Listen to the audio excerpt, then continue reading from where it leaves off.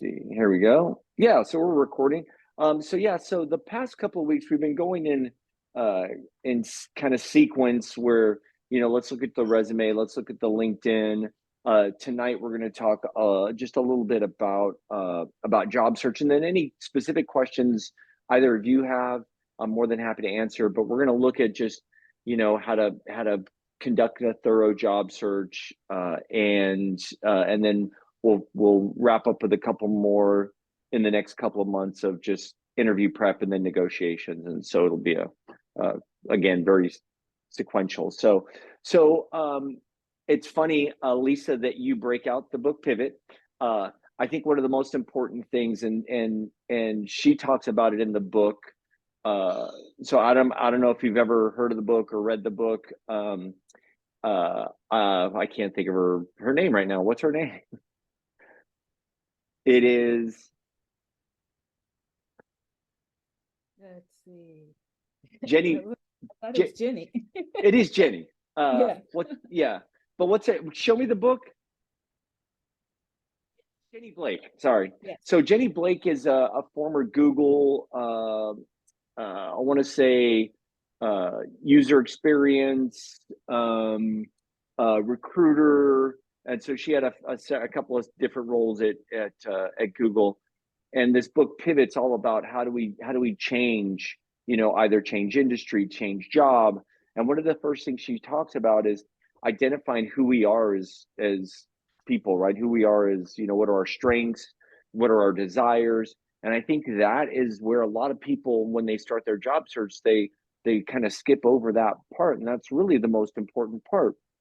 Who we are, what value do we bring, what are our previous experiences, how do they affect how we're conducting that job search and what we're looking for. And then again, going back to what are our desires. I have people all the time that say, hey, I really want to do this, I want to do this, I want to go into the consulting practice, I want to be an Accenture consultant. I got to spend time with my family though. I'm like, okay, well, those two don't make sense because Accenture consultants travel probably 80% of the year. And so if your main desire is to be with your family, that's probably not the fit. So what we want to do is we really want to clearly identify, again, who we are, our strengths, our desires, our needs as well. But then also, what are the kind of the walk away points of any job that potentially we're gonna accept? Is it, time is more valuable, time with family is more valuable, or is money more valuable, or is it the experience? And so really understanding that, I think, is really important. Once we've identified that, so often we don't, I'm going to share my screen here really quick. So often we don't do the simplest things. I'll work with students, and I'll work with, professionals, and they'll say, well, I don't even know, how to identify who the best companies are, or what are the best companies. And the first thing that I go to is I go to Google, and I just type in best, companies in San Diego. And that's super ambiguous, super broad. Don't know, right? If you don't know where to start, if you don't already have a mindset of, okay, I want to go work for GA, or I want to go work for Intuit, or Sharp, or Scripps, or Illumina, or any of these companies, and you're just like, I'm really not sure what are the best companies out there, and what are people saying. You can go to Glassdoor, you can go to even Indeed now has kind of a ranking system. I just basically go in and I just do a Google search, and then start to look at reputable websites. One of the best ones you can look at is the EEOC, the San Diego Economic Organization. They've got a list of the best companies in all of our top industries in San Diego. So biotech, pharma, healthcare, medical device, defense. And so using their website's free, is a great opportunity to go look and see, okay, so, who's saying they're the best companies. And so you can look at popular companies. If you want to get specific and say, I only want to go look at the top biotech companies, well, then you can go look at the biotech companies. Whatever it is, you can always find out what people are saying and what those top companies are. Another thing that people, again, almost everybody that I work with uh, misses is if you chose to come to to Point Loma for a reason, whatever that reason is, and typically the same people that or the people that also came to Point Loma came here for the same reason typically. um, and so one of the things that I like to do is go find out where other alumni are working. One, it gives you a sense as to, okay, if Intuit has 20 Point Loma alumni working there, okay, what does that say about Intuit? Okay, if Illumina has, or Viasat, if Viasat has, who knows how many now at this point, Point Loma alums working there, what is it about Viasat that's drawing these alumni to that organization? Probably something that potentially could draw me to that organization. And so I always like to go in to LinkedIn and just start looking at, where are people working? I'll just do kind of a general search of our alumni through our, if I think both of you know how to go into the Point Loma alumni page. So if you don't, those of you that might be watching this later on in a recording, all you do is just go into the search bar and just type in Point Loma Nazarene University, and you go here. If you didn't know this already, you click on that, and then you go into an alumni. And these are all of our alumni who are on LinkedIn. There's 23,000, 24,000 alumni on LinkedIn. And so I like to go in here and just go, okay, where are people working? Where even better, where are our business students working? Where are our masters, our grad students working? And then you can identify kind of this group of companies that one, appreciate our alumni, so which is important, and then two, our alumni are flocking to that organization for some reason.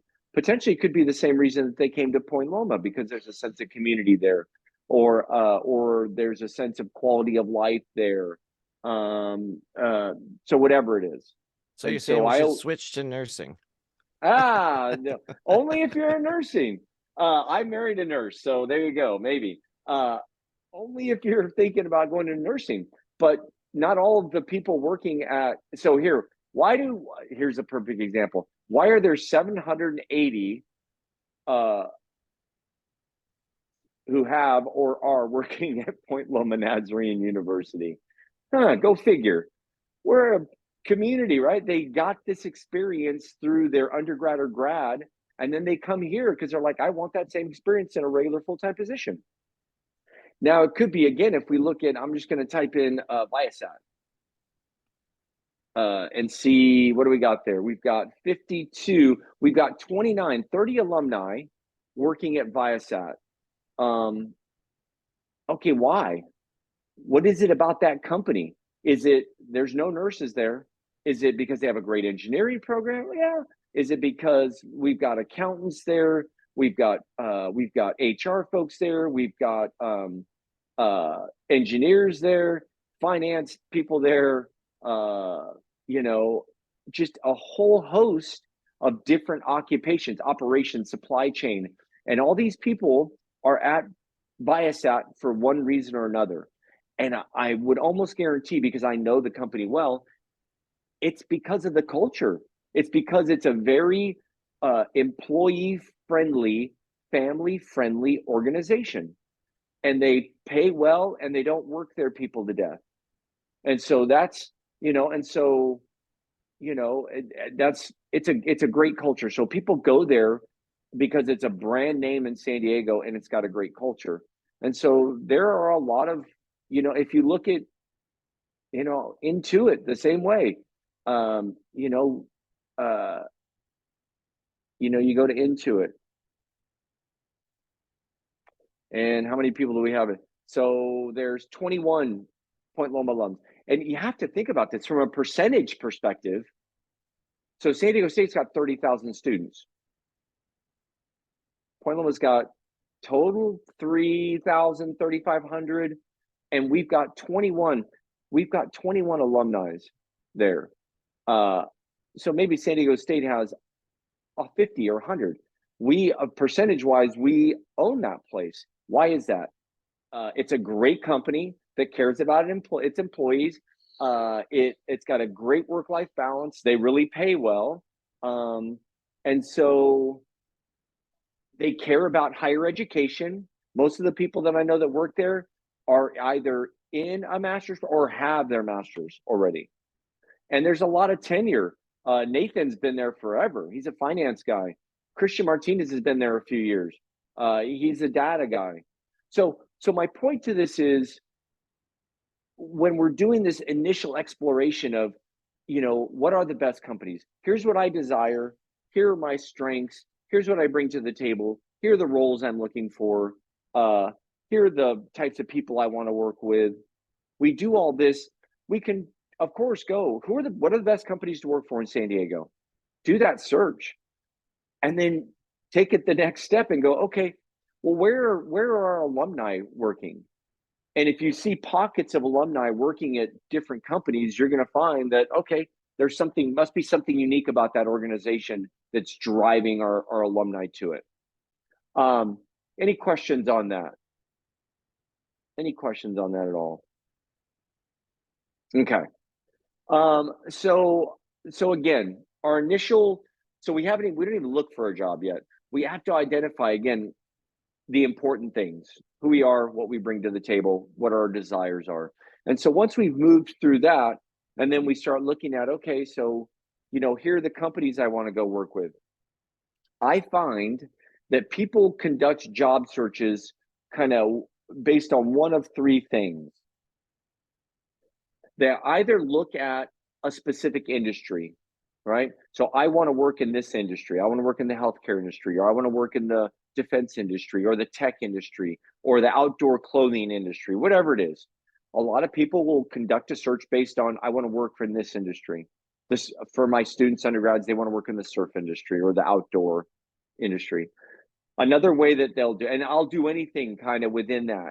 If I have the strength and the skills for a role in that industry, I want that industry.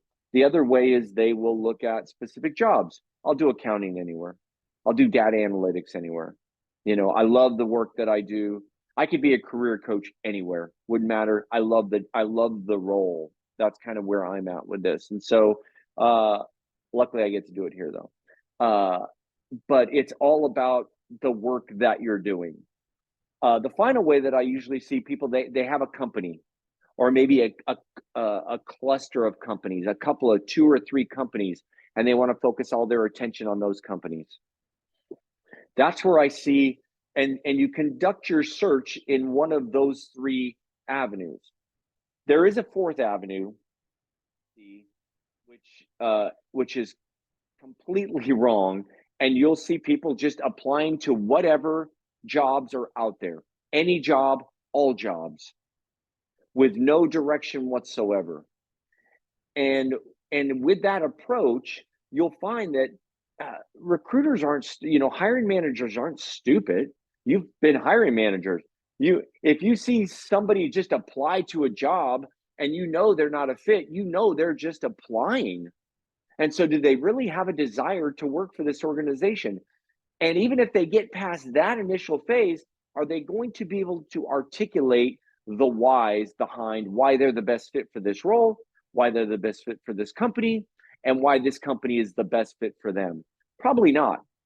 Whatever they say, it's going to be shallow. It's going to be super surface level.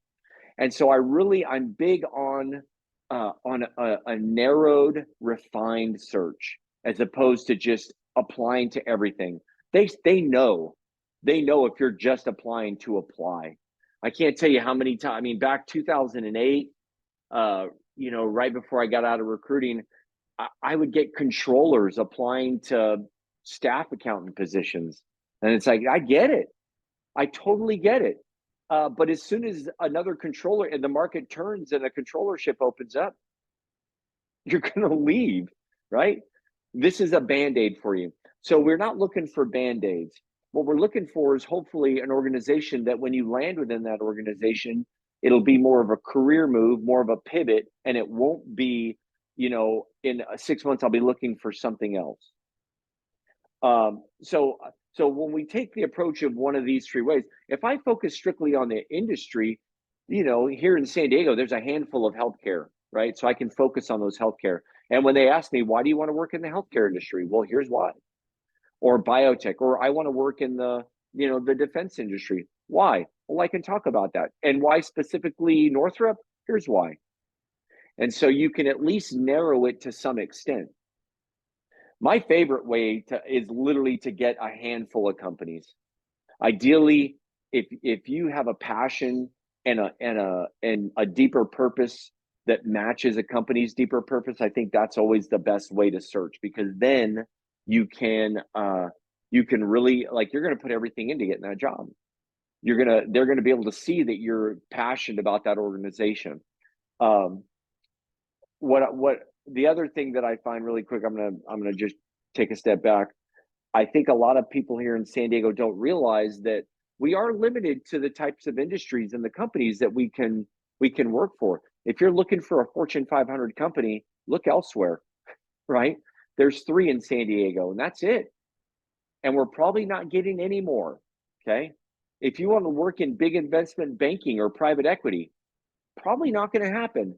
Stepstone is, you know, and maybe Bainbridge, LPL Financial, but we're not, you know, there's no Goldman Sachs just around the corner here. There's no, you know, Blackstone or, you know, Vanguard here. That's just not who we are. That's not who San Diego is. The EEOC puts out this survey every year of the size of companies. 90% of all companies in San Diego have fewer than 100 employees. So it's not we're not a big market town. And what is our focus? Biotech, pharma, medical device. DoD, bit of tech, outside of Qualcomm, some tech. Sempra is kind of a standalone. And then, you know, you've got the Simers or the AO, whatever their new name is, the Simers, you know, Sony. But for the most part, outside of that, it's hospitality and tourism. And so if you don't desire to work in the biotech or any of those industries, you know, you're going to be probably working for a smaller company, you know. And so just know what San Diego's limitations are. Okay. Any thoughts on that from either of you? Any questions? I think it is hard to figure out which companies align with your beliefs, right? Because all of their mission statements are exactly the same. Yeah, pretty much.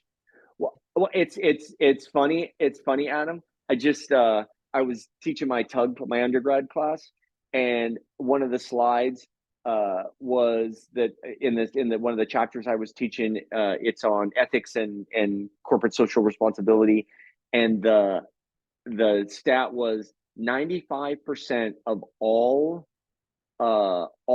Fortune 1000 companies have a sustainability code or a code of ethics. Ooh. Well, what is that? We're doing great. Yeah, right. Oh, we're all ethical. No, right, exactly. Yeah. And so, yeah, mission statements are so generic. That's why I don't. When I'm looking at the best companies, you know, worst case, if anybody's listening to this post this evening, ask me. I'll tell you the companies with the best cultures, you know. And so I'm more than happy if you say, hey, Nick, I just found this company. What do you think? If I don't know, which I most likely will know, I'll find out. I'll go call people. I'll do my research to help you out, because it helps me out too. It helps me to understand who those companies are. But in the end, it really is about not just looking at their mission statement and, you know, and it's about, you know, and even Glassdoor. I don't know. I'm not always sold on what they have to say, but I look at, again, where are our alumni? Where are people working? What's the list? And then I'll even jump in. I'll do Yelps. I try and get information from a bunch of different resources. I guess that's my big takeaway. So, so how we conduct our job search. So if we were, again, just looking at industry, This is why I love LinkedIn. Now, not every job is on LinkedIn. There's still that hidden job market that we'll touch on here a little bit, but there's a lot of jobs on LinkedIn, and most, 85%, this is a real stat, 85% of all corporate recruiters utilize LinkedIn first. They go to LinkedIn. I mean, I've been using it since 2003, since its inception. And so, it's a good program. It's a good place to go look for jobs. It really is. Now, the problem is it's not a job board. I'm trying to make sure I get over people's heads. LinkedIn's not a job board. It's not a social media site. LinkedIn is a online social networking site with a job board function. The primary function of it is not the job board, it's the networking piece. And that's why I love doing searches within LinkedIn. Now, that's not to say that you can't utilize LinkedIn when you find jobs elsewhere, and I'll show you what I mean by that. But so let's just really quick, I'm just going to jump in and do a quick job search for something. Let's see here. Adam, what would you be? Let's start in San Diego. So what I do is I click on jobs, and my ideal goal, I want to get to 100 jobs or fewer. Ideally, even to the 50 mark, but I want to narrow it down to where there's maybe 50 jobs. Okay. Sometimes I got to get to 100 and do some other due diligence, but yeah. So I'm going to start here in San Diego, right? And there's 142,000 jobs posted in San Diego. Can't do much with that. So my next option is to go to date posted. I am only looking for jobs posted in the last week.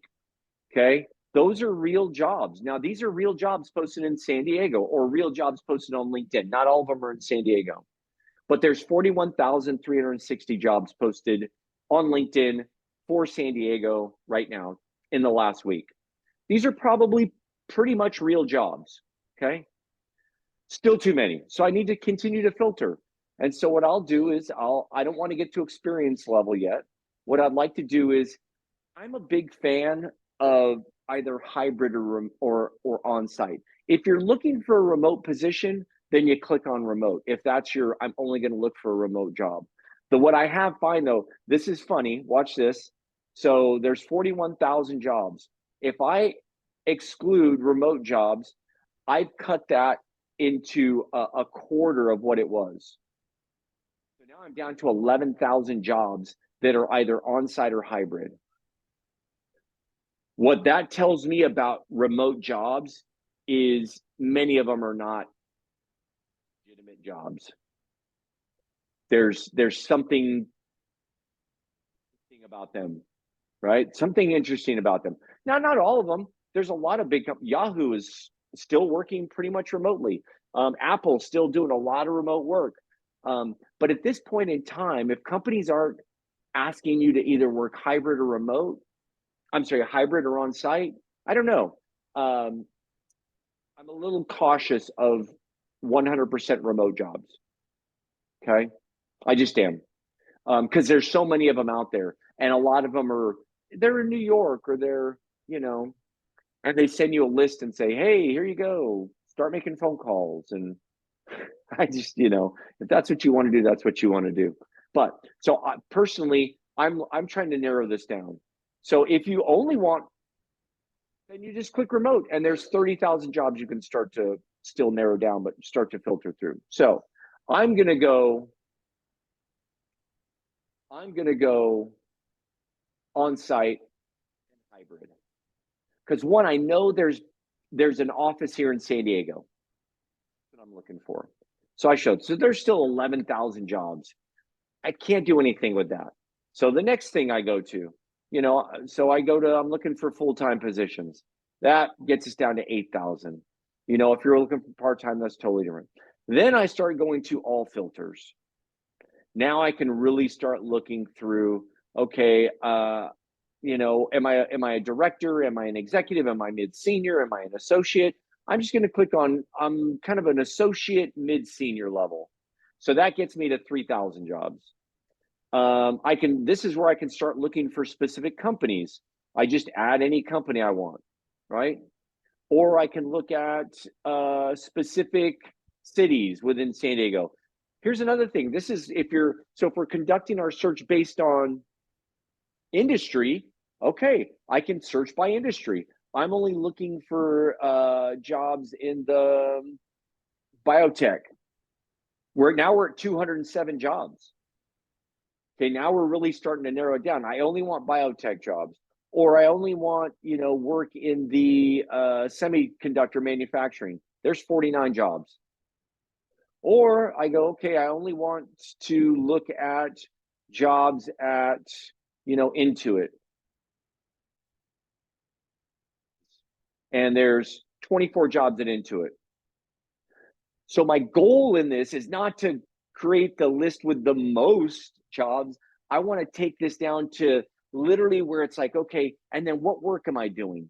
You could even start there instead of going with the company. You could also say, okay, I am, what type of work do I want to do? Okay, I'm in finance. Okay, now that's going to be pretty broad. Or I'm looking for a job in human resources. Which one, Adam or Lisa? What can I put in there for you? I don't know for me. Lisa, you want to unmute? Go ahead. What about management or operations? Yeah, so let's do operations. Management is there. That's pretty broad, but let's do operations.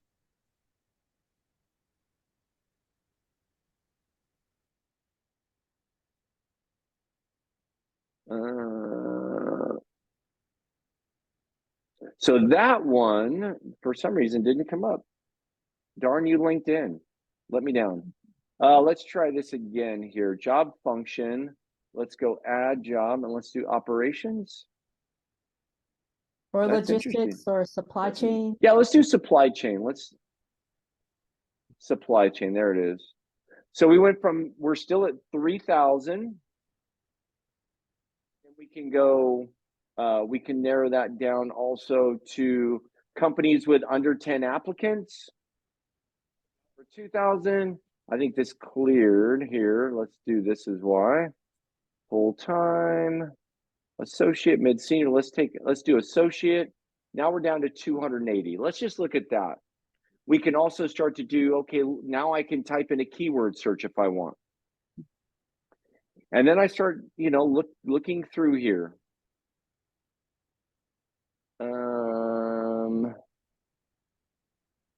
Those are attorneys. That's not right. Let's go back to the filters here. Sometimes it got to crack some eggs here. I'm cracking some eggs. Job function. I thought I put supply chain. Let's try it again. Supply chain. 280 jobs. Show them.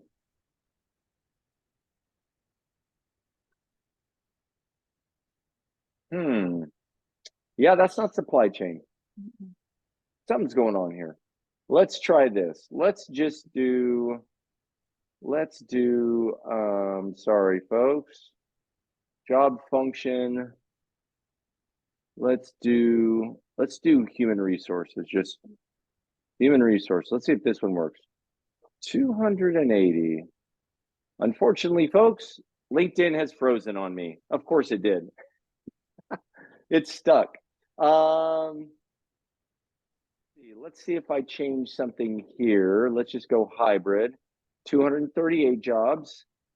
It's not giving me the HR though. Wouldn't you know? Anyway, let's do this. I just want to show you the function. Normally it works perfect, folks. I don't want to. Normally it works perfect, and it's just not today, so that's fine. So we're gonna do. Let's see who is hiring. Let's look at companies. Let's look at specific companies. Let's go ASML. That's Cymer. Let's do Viasat. Again, let's do Viasat. We know we have a lot of Okay. I'm striking out here. Sorry, folks. Let's go striker. 41 jobs. There we go. So striker's hiring. Material handler. So there's 41 of these. Production material handler again, warehouse material handler, assembler, processing operator, assembler. So these are at their plants, medical device warehouse associates. Okay. Let's see here. Let's go to mid-senior. We're back to 41. And then anytime you can basically clear all these. You can go small and then start again. So we're back at 41 here. We get, oh, that's why. I just want Viasat. Okay. So we're back at 6,000 regular full-time positions.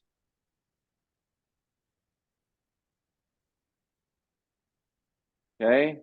And full-time, so these are full-time on-site within 25 with under 10 applicants.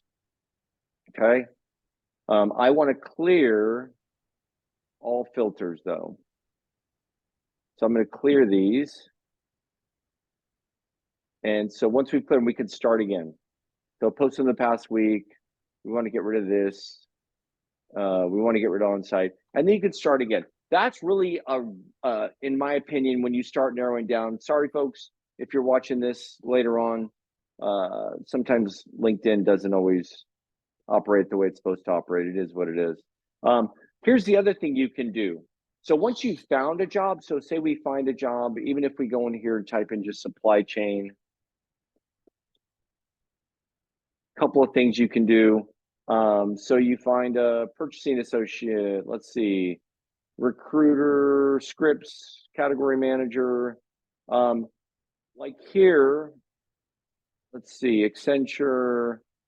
You can start to look for alumni that are actually working within that organization. If you click here on alumni, you'll be able to see there's alumni there.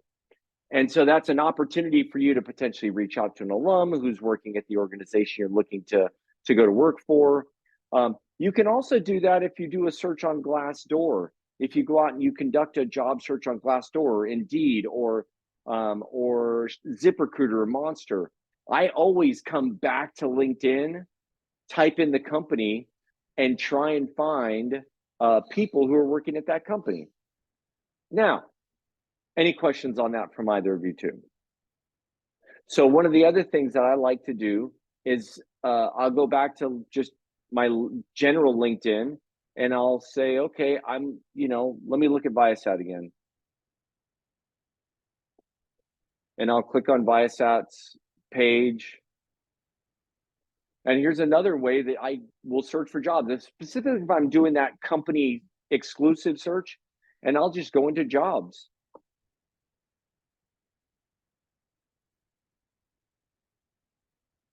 And of course,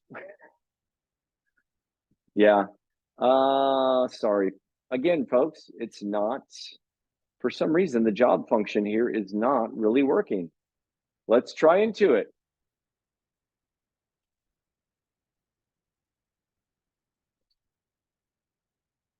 Well, let's click on jobs. There we go. Well, something's going on with Viasat. They're government contractors. They're probably trying to hide something, I guess. I don't know. But so if we look at the job function here, we see all jobs at Intuit. There's 5,000 jobs globally. So again, that's worldwide. I can narrow this down to go San Diego. And then I can start to narrow it down. There's 131 jobs. Now, not all of those are fits for me. Here's accounting manager, here's accountant, here's technology and analytics. Then I can start I'm looking for an associate level position. We're down to 10. What are they in? Tax, marketing, customer service, software. And so that's another way for me to access jobs or find jobs specific to organizations. And again, I narrow those down. And what you'll also see is you'll start to see, like for me, the best way, there's alumni that work here. But a lot of times you'll find that the recruiter will actually put their contact information within LinkedIn, within the job, and you just click on there. That's another thing that you can do that I like to do is, okay, I go back, I go to Intuit. I'm looking for Intuit here, and I want to find some HR folks at Intuit. And so what I do is I go here and I say they live here in San Diego, and you know, I want people who work in human resources. So I type in human resources. And so what I like to do a lot of times, the only job of a recruiter is to recruit. And so to connect with the recruiters and just say, hey, I just applied to this position. I'm not sure if you're the person that's been recruiting for it, but I wanted to make a connection with Intuit. It's a company that, you know, I value, and I'd love to have an opportunity to speak to somebody about this role. You just did their job for them. So I would find a recruiter. Here's a recruiter and an alumni, right? She's a university recruiter there, people and culture there. Find a recruiter there and connect with them. That's their job. So that's another trick that I like to use that a lot of people kind of overlook when they're conducting their job search, particularly in LinkedIn. Connect with people within the organization. Your only goal, particularly if it's a company that you absolutely desire to work for, you need to find a champion. And for those of you, for both of you, obviously, you know this, but for those of you that are watching this down the road, I can be a champion for you. I'm happy to reach out to companies on your behalf. Whatever I can do to help you out, that's what I'm here for. And here's what I'm thinking also. A lot of times now, used to be, just I want to be completely transparent, folks. Used to be when I would click on people within an organization, I could look at, there was a whole list of places that they lived.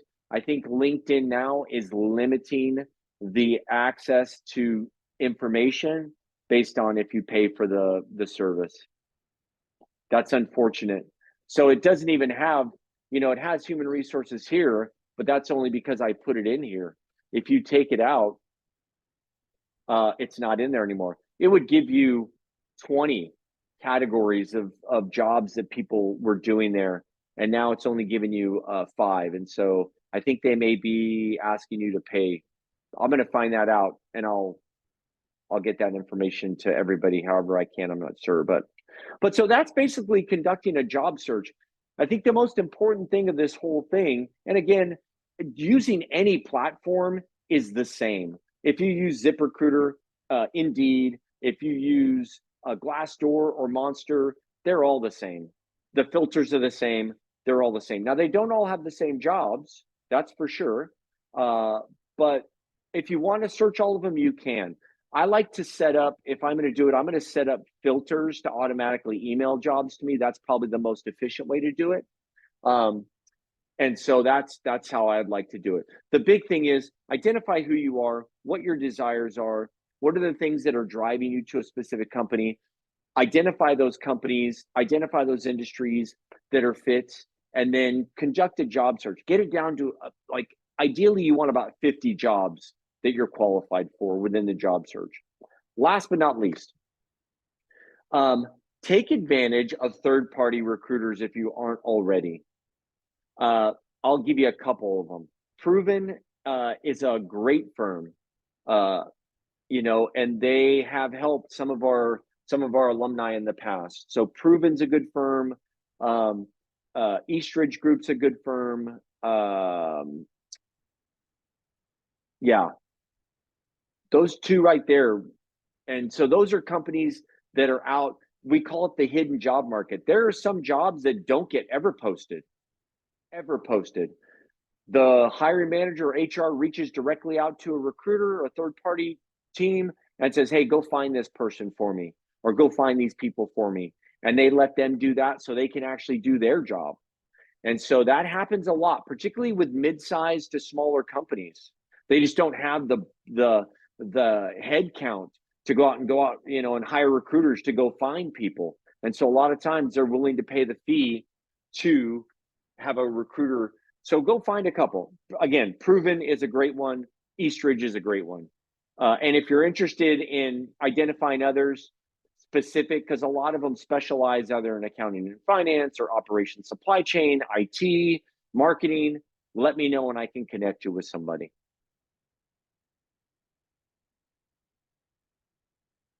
Okay. Any questions either of you may have, or do you want to speak to something specific?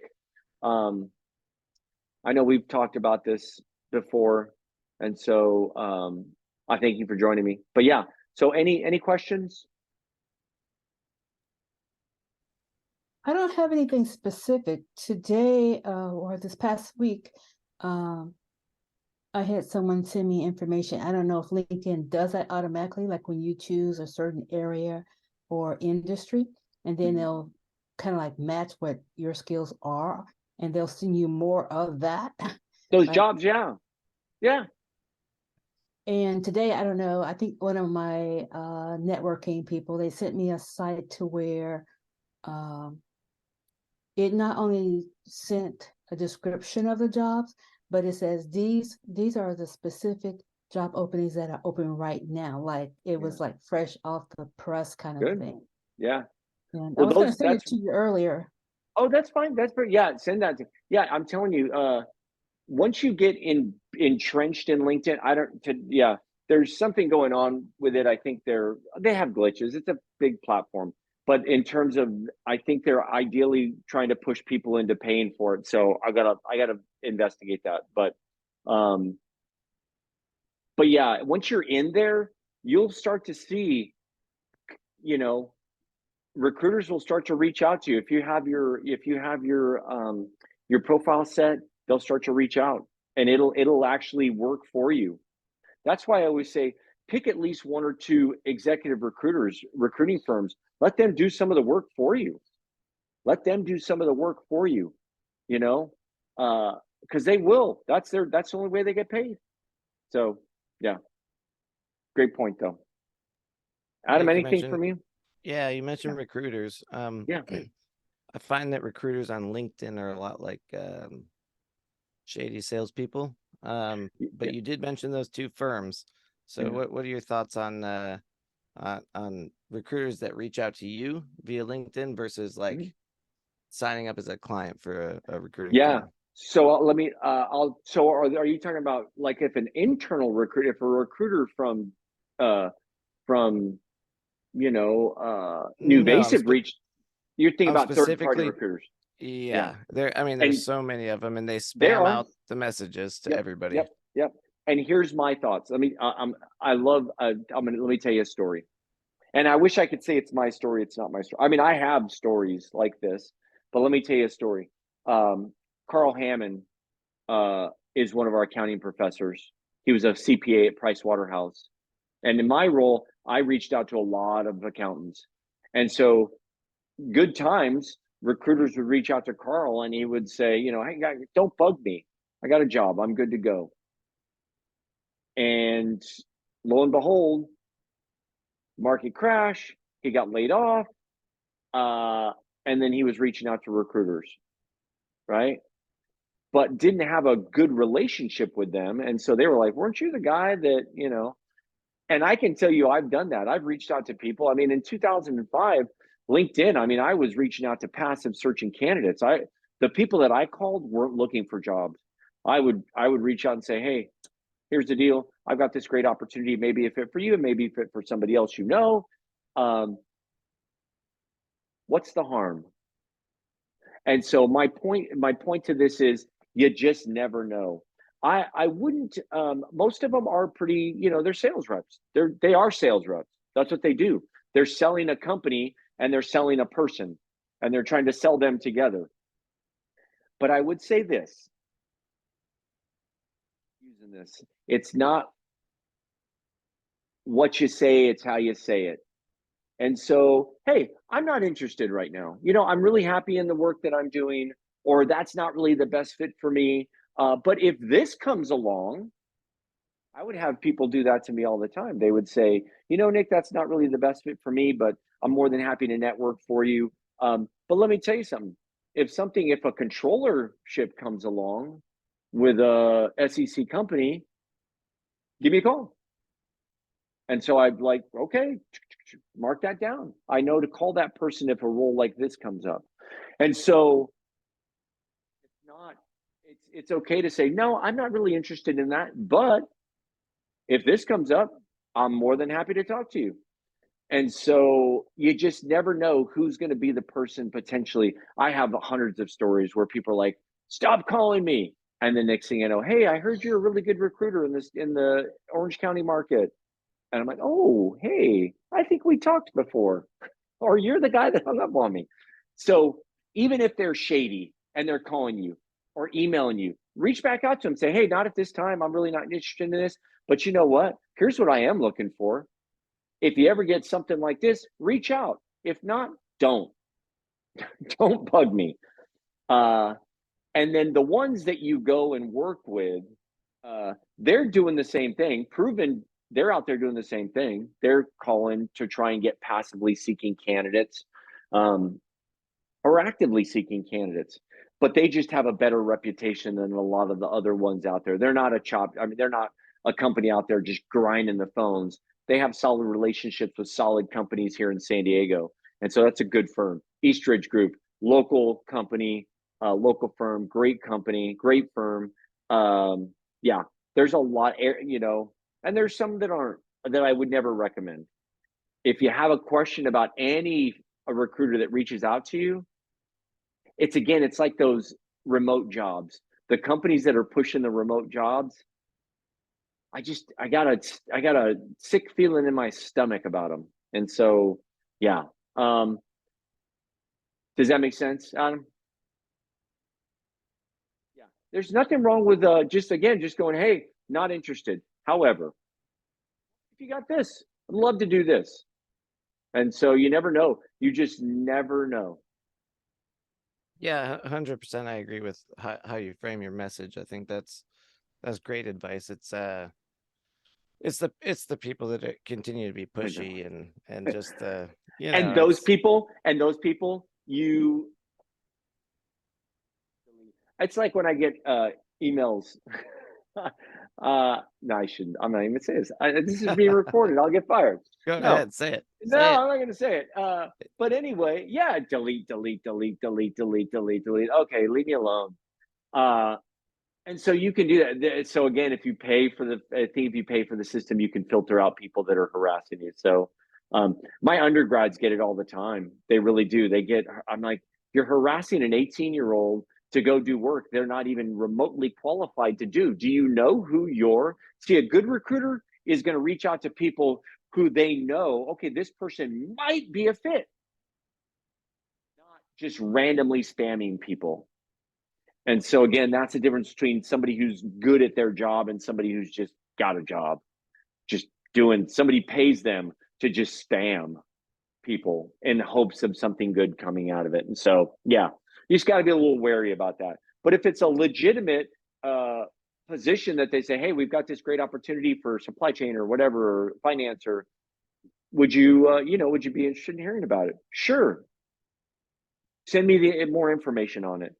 Or no, honestly, I'm not interested in that right now. But if something else like this comes up, let me know. And if they send you something else, like, didn't I tell you I'm only interested in this? Leave me alone. At that point, you just, yeah. Anyway, great question though.